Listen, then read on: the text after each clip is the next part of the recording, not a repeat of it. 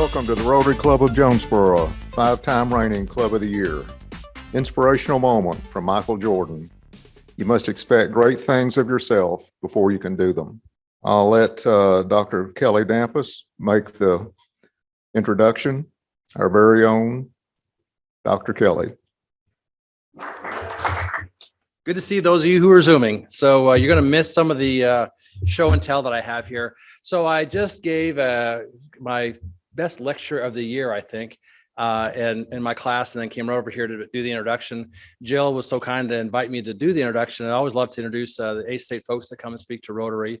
And I actually was giving my lecture, my introduction to sociology class on social interaction. And the last few slides were about nonverbal interaction, but how we can tell how people are thinking, what people are thinking just by looking at them and their expressions. And Coach Mike will love this because I actually used him in my presentation. This is my PowerPoint slide. So I got this one here, and he's looking, and I just said, what is Coach Mike thinking here? And someone like, oh, he seems really angry. And there's another one over here. He seems kind of confused, and so on. Here he is. They all point out he wasn't wearing any socks in this one, which is a thing. Are you wearing socks right now, Coach? He's not wearing socks now, so that's another kind of thing here. Another one here about, and then this last one here. I'm gonna walk out here so you guys can see it because it is. Yeah, it's just lovely. You want to know what I was saying there? He's saying a word that starts with a letter. But I will say, one of the things I know and love about Coach is that he is a very emotional guy. He's an emotional leader. And he was actually hired just a couple months before I do, so I can't take credit for him. But I do remember celebrating his first win. He won a home game. We went into his office and celebrated. And I've been celebrating the fact that we have him working for us now ever since that time. I know a lot of people pay attention to wins and losses, and no one more than a coach. But when we hire coaches to come to A-State, we're looking at more than victories, although it's really important we hold people accountable to that. But we're looking at people who can be good role models for the young men and women who are in their charge, and who can actually help many of our young men and women who come from very challenging backgrounds to get their way through college, to get a college degree and change the trajectory of not just their own lives, but maybe their whole family's life. And we've got a really wonderful leader in men's basketball here in Mike Balado. His wife is actually a professor here as well on our campus. And I could talk to you for days about what a great coach he is and what a great person he is. But I know that he defines himself more as husband and father. He's got two beautiful twins, Aiden and Allie. And one of them, Allie, is a future gymnastics star. I saw her doing some tumbling the other day on Facebook. And so, but I'm proud to call him our coach. I'm proud to call him my friend. He's got a fascinating story. I had him speak to my leadership group last night. And he shared a story of his family coming to America looking for a better life, much like I did some 35 years ago when I left Canada to come to the States. And he's the perfect story of how America and the educational system of America can change people's lives. And so I'm proud of the example he sets for our athletics program, for our university as a whole. Without further ado, let me introduce to you my friend, Mike Balado. Talk about a great introduction, right? That's a terrible picture too, by the way. What nonverbal communication there was, what am I doing here, right? First, I want to thank you all for allowing me to come speak. I always think it's a great time to get in front of the community and try to talk about some of the things that go on behind the scenes of the men's basketball program. And I want to always start by talking about my family. So Dr. Dampus mentioned my wife, Alicia. She's a professor here in the marketing department at Arkansas State University. And then I have twins, Ada and Addie, and they're 12 years old in the 6th grade at Valley View. And they're both straight A students because my wife helps them with their homework. So they don't come to me. They know when to come to dad for certain things. If they need a ride, if they want to go shoot some hoops, if they want to go get some ice cream, not when it comes to math. So they go to my wife, and that's why they're doing so well in school. And I'll tell you a great story. The other day, they were doing a project, and they had to talk about their family, and they had to mention people in their family and then something nice about them. So my wife comes to me. We're about to go to bed, and she's looking at over their stuff. He's like, take a look at what Addie wrote. And she says, okay, mother's name, Alicia, father's name, Mike. brother's name, how many siblings do you have? And she wrote down 16. So her brother, Aiden, is her twin brother. And then she put down 15 names of our players. And what she wrote for all of them, she wrote brother is my best friend. And then she wrote for every single player, she wrote the same thing. She said, they protect me. How about that? Which I thought was the coolest thing. And when I spoke to her about it, she says, well, Dad, Mom always says I have 15 brothers. And if I ever need anything, they're there for me. And it really hit me there that's when you talk about a program and you bring young men into the lives of my kids, that you want to make sure that they represent themselves in a way that my kids will always remember. And if they want to emulate that, then you got to do a great job as a coach to make sure you recruit the right type of young man to the university. And that's something we've been trying to do for the last 5 years. This has been a very challenging part because Jonesboro is such a great place. It's a great city. My kids and my wife and I love it. Ty Cockfield was a all-conference player for us 3 years ago. He's playing overseas now in Italy, making very good money, and was one of the best players to ever play here. I think he holds a record for points in a season. And in his last interview on the radio, they asked him, said, what can you say about Arkansas State that you'll never forget? And he said, well, it wasn't the shots that I made. It wasn't the game winner that I hit against Lafayette. It was being able to walk across the stage and graduate. When people ask me where I'm from, he says, I was born in Gainesville, Georgia, but I'm from Jonesboro, Arkansas. And that's amazing. When I recruited that young man and when we sat in his trailer and I talked to him about coming to college, he was the first person in his family to ever even attend college. We've graduated 22 players in my 4 years, actually going on 5 because 2 are playing currently that graduated. And 19 of them were the first people in their family to even attend college. So the trajectory that they can change for themselves, and like Dr. Danforth said, and for the lives of the people around them, is monumental because you put them in an environment that teaches them something other than basketball. You know, they use basketball as a tool. That's okay. When they look back at their life, they say, I want to make sure I go to class so I can play against Lafayette. But all of a sudden, after 4 years, when they look back, they have a degree. And now if basketball doesn't work out, they can go out and actually work. And we try to build quality young people with character. You know, we don't want to bring in a young man just because they're good at basketball and then not represent the university in the correct way, whether it's in the media or the community or whatever it may be. And Norshad Omir, another one of my favorites. He's from Nicaragua, first Nicaraguan player to ever sign a Division I basketball scholarship. First person in his family to go past high school. His sister now, younger sister now, is in college to be a medical in the medical field. And Norshad was at Kroger the other day with his girlfriend, and I ran into him, and we're sitting across, but I think it was a cereal aisle, and 2 little kids turned the corner, and I recognized them right away because they went to my basketball camp. And one was 6 and one was 8. And all of a sudden, they start in a dead sprint towards us. So I'm like, oh, here you go. It's Coach B. And they run right by me and jump on Norshad. And I said, oh, good to see you guys too, you know. But that shows that our players have so much of an influence that we don't even realize sometimes. So I'm going to talk about a little bit of the history of our program and what we're leading up to now. In my 4 years, we've graduated 100% of our players. 100%. Not one kid, one young man that did not finish with me did not receive their bachelor's degree. So I'm very proud of that. We've had 4 all-conference selections, the most that has ever happened since 2002. So Ty Cockfield was a second-team all-conference. Marquis Seaton, twice second-team all-conference. Norshad Omir was first-team all-conference and freshman of the year. The last person to do that is a kid by the name of Tookie Brown, who's now in the NBA.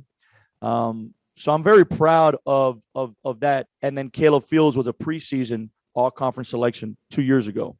So these are things that we're trying to build, right? We're trying to continue to go. This year, this is the first time since 2004, 2005 in the history of this program that we have 2 returning all-conference players. Marquis Seaton and then Norshad Omir. And then we just added a wonderful young man who's from Jonesboro, who was at another school on the other side of the state. I will not mention their name, but his name is Desi Seals. He won a state championship here for Jonesboro High School. And we weren't expecting that one because we have returning 99% of our scoring, 97% of our rebounding is back. We're only one of 6 schools in the entire country out of 351 that did not lose one player to a transfer. Now, is that because they love basketball? Yes. Is that because we treat them well? I hope. Is that because this is a great community forum? That's a yes. Is it because it's a great university? That's definitely a yes. So for young men at the age of 19, 20, 18, all the influences they get, all the people telling them they got to leave, all the people saying they should go somewhere else, not one of those kids bucked and said, I'm leaving. They all returned for this season. And that shows a lot when it comes to Arkansas State and our basketball program. Retention. It's all about retention in college. Freshmen, you need to retain them to become sophomores. And then so on and so forth. So finally, they get their degree in whatever field that they're doing. It's the same thing with us. I don't want to see my guys leave. I want to make sure I nurture them. So when they're done and they get their degree, I tell them all the time, you better call me when you're getting married. You better call me when it's, you're having your first child. You better call me when something happens in your family, because if you don't, I'm going to come find you. And I just had a conversation with Ty. He FaceTimed me last night at 2 a.m, Ty Cockfield, and he's out in Italy. And he just wanted to tell me that they won a big game and he had the game-winning shot.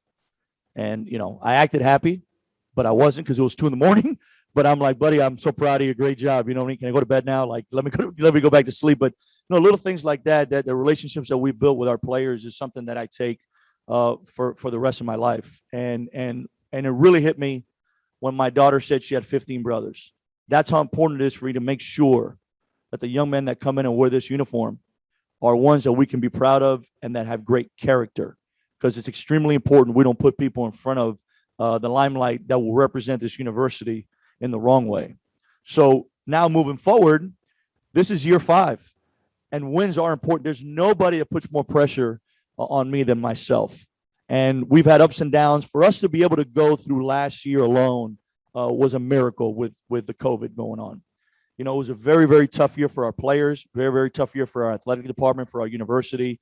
And for us to be able to come out of that with losing not one player and everybody healthy is a miracle, because we had 172 practices last year, total, 172. 86 of those, we didn't have a full team because of either pandemic or contact tracing or whatever, right? And out of the 86 or whatever it was, I think, 86, 44 of them, we were missing 4 guys or more. I mean, I was practicing. And that's not good. I had assistant coaches running drills. That's not good. We're not very good. I can't move like I used to. But we had to do what it took to make sure we got our team prepared as best possible to win. And we went down the stretch and won 7 of the last 10 games. We had 8 new players.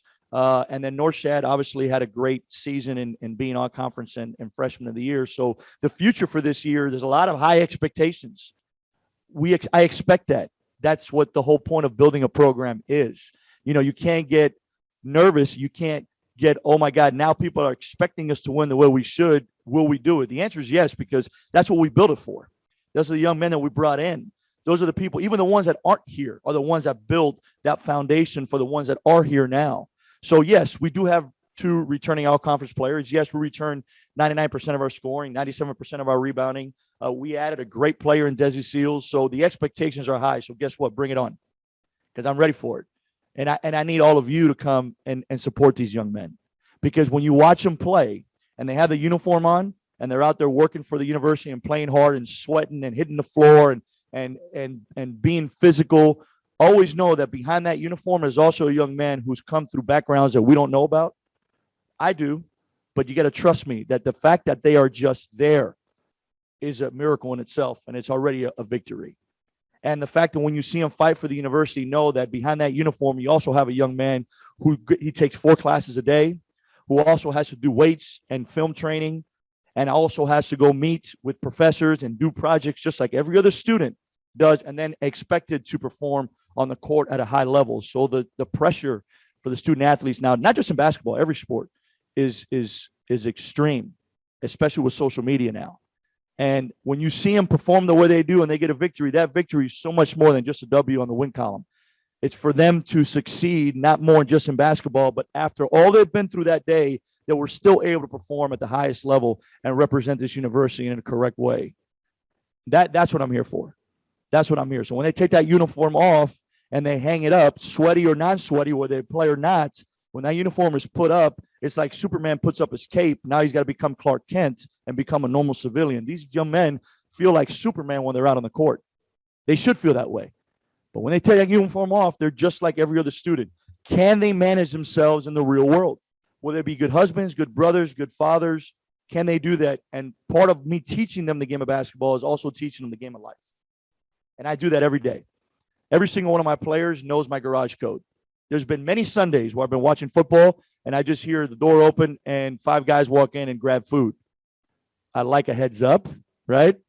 But hey, they feel comfortable. They know they can go somewhere where they can just let their hair down and talk about things other than basketball. We're very close. Now, this is a joke, so nobody take this seriously. But the relationship I have with my players is more so if they come in my office and we shut the door, everything that's said in that room is between him and I. So we have a joke. Like, if you walk in and tell me you killed somebody, my answer is not going to be, let's call the police. My answer is going to be, where do we want to hide the body? And it's a joke. I will not do that. But I'm trying to make you understand the relationship that I have with my guys. I have to have that trust because I'm their father figure. I'm the one that's around them every day. And when I meet the parents, the last thing I say to them is, this is a joint effort.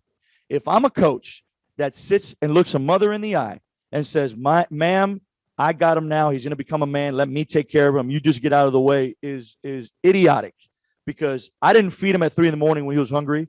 I didn't take him to school from age 6 to age 14 or whatever it was. I wasn't there when he had to go to the ER when he broke his arm. I wasn't there when his sister or brother were born. So if I don't use the mothers or the aunts or sometimes grandmothers as an advocate to help them become better people, then I'm just fooling myself. Who knows them better than the people that raised them? So when we raise these young men in the basketball, leave the basketball to me, but I'm going to ask you for help to coach them the best way I can, because I need to know what's going on in their lives. Sometimes kids come in and they have some stuff. They have 2 projects due. Their sister's sick. Their mom lost her job. They're getting evicted. And then I expect them to practice the level that I want them to. Well, if I don't understand what's going on in their life, there's no way I'm going to be able to coach them the right way. Sometimes I need to put my arm around them and say, you good, man? No, coach, I got some stuff going on at home. Okay, let's try to put it away for the next hour and a half. This is your safe haven. This is your release, and then we'll talk about it after practice. If I don't know that, I'm just going to yell at them because they're not doing what they're supposed to be doing. And in their mind, they have so many other things going on. So the relationship we have goes beyond basketball. And I'll tell you what, I know, and I'm all about pressure.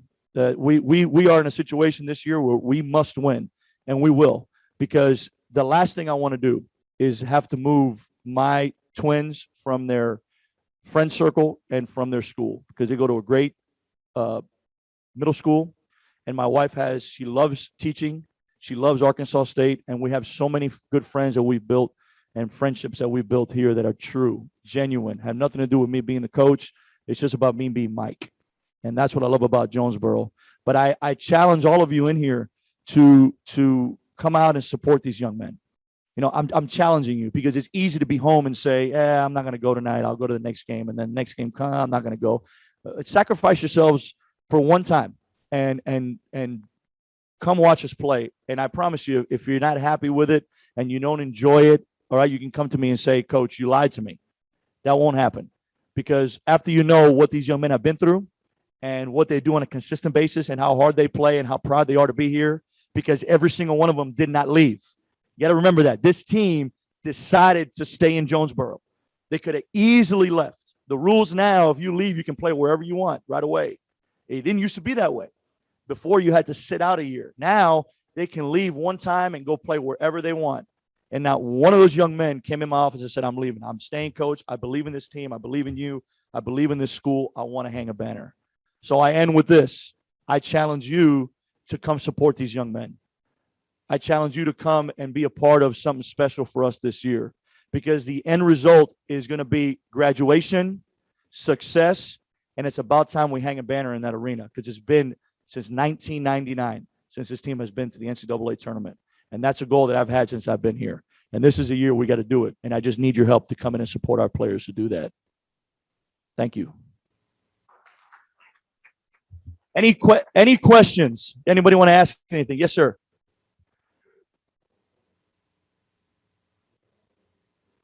We got a revolving mic. Tess, I have two questions. One is, how do you recruit from other countries? How do you find out about the athletes and the quality and see their film? And then the second, how significant is it that Sills left where he was and came to Arkansas State? That says a lot about your program. Well, I'll answer the first one. It's a great question. So I've been lucky enough to coach internationally before. So I was an assistant coach for the Puerto Rican national team with Coach Patino in 2015. And I learned from him that wherever you go, networking is extremely important. So we got to meet all the other coaches of all the other countries. I mean, we had those 25 countries there. And I spent time with each and every one of them because a lot of them had young players in their country that were growing up to be good. And I try to keep just a close connection with them, a genuine friendship about catching up with them or seeing how it's going on in their country. And it so happened that one of my mentors down in Miami got a call. And he called me. He said, Mike, I promise you I got a good one. Now, we were supposed to get a Puerto Rican point guard a couple of years ago, and he didn't come. So he said, you know what, I owe you one. And he called me right away and said, we have a young man from Nicaragua who I just saw play, who one of your people that you knew used your name because I put a camp out for kids in Central America. He knew that you played for me. He called me and said, hey, I got a kid, Mike vouches for you, says you're a good guy. So that connection of just knowing people. And then when I went to see him, it took me about, 30 seconds to know he was good enough. He was playing against Kenyon Martin Jr., who's in the NBA now. He finished that game with 42 points and 17 rebounds. And I saw him play for 2 possessions. He ran down, blocked a shot, came down, dunked it, came down, blocked a shot, came down, dunked it. And I yelled at the top of my lungs to my mentor, whose name is Art Alvarez. I said, I'll take him now. You know, this was 2 years ago. So that's how I recruit, just by networking, people calling me, and us doing right by the young men that I've coached in the past. We have a kid from Croatia and Serbia. I coached 3 of those kids back at High Point University with the same club. And we treated those guys well. They played a lot. They got their degree. So when the next one comes up, they know that we're going to take care of them. And that's how we're able to get those. And then Desi's situation was very unique. Desi and I are very close. So even when Desi was at Arkansas, when he was going there, very hard for me to say, I'm sorry. He would come back in the summer, and I allowed him to use our weight room and use our gym to work out. You know, I never had any ill will because he didn't come to Arkansas State because he was already committed by the time I took the job. So even though he was playing, I still want to see him succeed, right? So he would come and work out with our guys anytime, play pickup with our guys. I opened up the gym for him numerous times for him to come work out here when there was nowhere else to go. And we just kind of built a good friendship. And then when he was leaving Arkansas, you know, we talked, and he was just this close to coming and then decided to go to Auburn.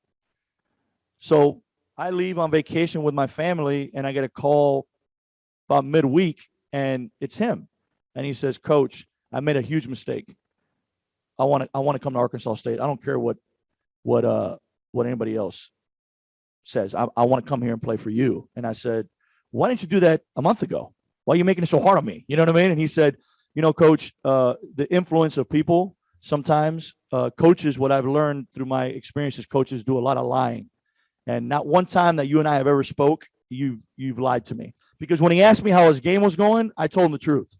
When he asked me what he needed to work on, I told him the truth. Because guess what? He wasn't playing for me anyway, right? So I was just honest with him. And when he went to Auburn, he wants to major in sports management. And the coaches there told him that he wouldn't have an issue. He wouldn't lose any credits. And then he goes there, and they don't have that major. And he was going to lose, I think, 55 credits or 45 credits. And he wants to graduate. Well, we have that here. And he said, Coach, do you have it? I said, absolutely. We have it here. And he wanted to come and play for us because he knows the trajectory of where this program is going. He knows the players. He's been with them every summer. And then Marquise and him are very close because they played together at Jonesboro. So I guess for him, it was just a perfect storm. It all came together at the right time. And in his life, destiny places people in different places at different times in their life, right? There's a reason why you're sitting here, whether it's to get good food or whether it's to pick up a nugget of what I'm saying or whether it's to go somewhere after this. I don't know why, but destiny placed you here for one reason. Well, it's the same thing with the players. They put you here, but their goal now, their duty now is not so much to because none of them, like I say this to them, not one of those kids growing up, not one at age 5, 6, 7, 12, even 14, not one dreamt going to bed at night about playing basketball at Arkansas State. It's the truth. Not one did. And I know that. But what I tell them now is now their job and duty is to make sure that every little boy and girl that goes to watch them play at age 6, 7, 8, 12, when they go back home and they go to bed, they dream about going to Arkansas State. See, that's their destiny now. That's what they're chose to do. That's what they got to make happen. And that's how you build a program. And Desi's going to definitely help us do that because he's local. People know him. And, he can't go anywhere without somebody asking for an autograph. He's like LeBron James around here, right? So I'm very happy we have him. Very happy. Any other questions? Come on, ask away.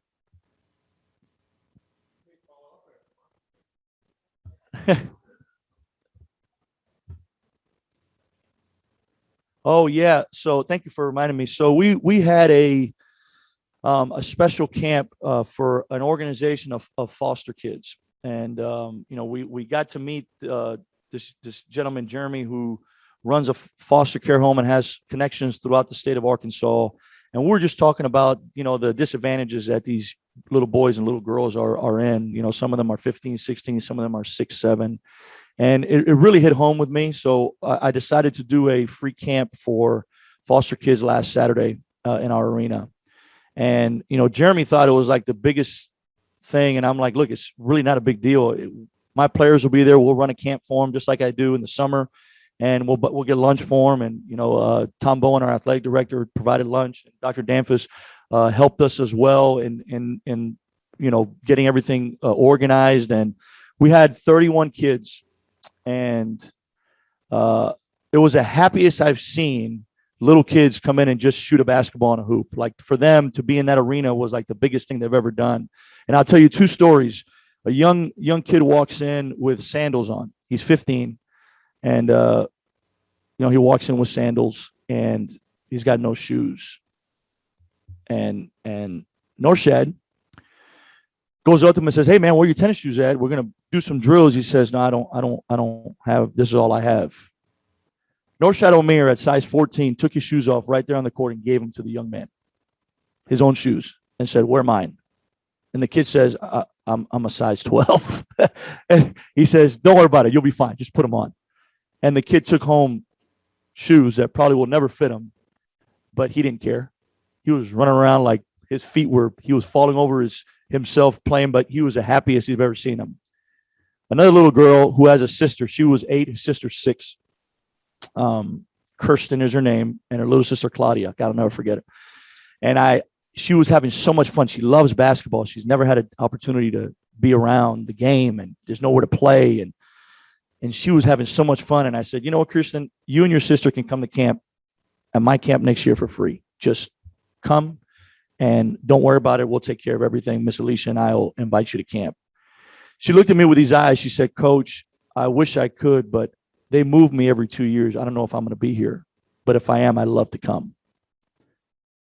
That hurts, right? And what I wanted I made both my kids be there, and I made all my players be there. And at the end, it was not so much like, "Hey, that was fun, Coach." To them, it was like, "Coach, how lucky are we to be where we're at?" So we're going to do it every year. This is something that we're going to do every year as long as I'm here. And I hope it grows. I really do, because we want to invite all those little boys and little girls to, just kind of get away from the stresses of reality and make them feel like little princesses and little kings for a day, and just enjoy it, and hopefully we can make it something really big. But I appreciate that, because that was all my wife. She's the one that set it up. I just, blew the whistle and made them do drills, but I really enjoyed spending time with them. And all of them say they want to come to games, and coach, how can I get tickets? Coach, I want to come. And, their foster parents are like, now we got to buy season tickets. I'm like, well, great. You know what I mean? That's good. That's the whole point. And I just told them all, like, if you come to a game, I only ask for one thing. I come out every game with 6 minutes on the clock. So every time, that's kind of my cue to come out on the court. You need to be down on the railing right behind my bench so I can give all of you a hug before the buzzer goes off. That's all I ask if you come to a game. So it was a special moment, and I hope we can continue to do that. Any other questions? Thank you so much, everybody. I really appreciate it. Please come out and support us. Thank you. Mike, thank you very much for an excellent program. Really appreciate you being here. We wish you and your team the best this year, and we do need to get out and support you. Next week, on October the 5th, our program is going to be Dr. Casey Holder on COVID-19 and the Delta variant update. Should be a good one. Thought for the day from Shaq O'Neal: excellent is not a singular act, but a habit. You are what you repeatedly do. Again, hopefully see you all next week. Thank you. Meeting adjourned.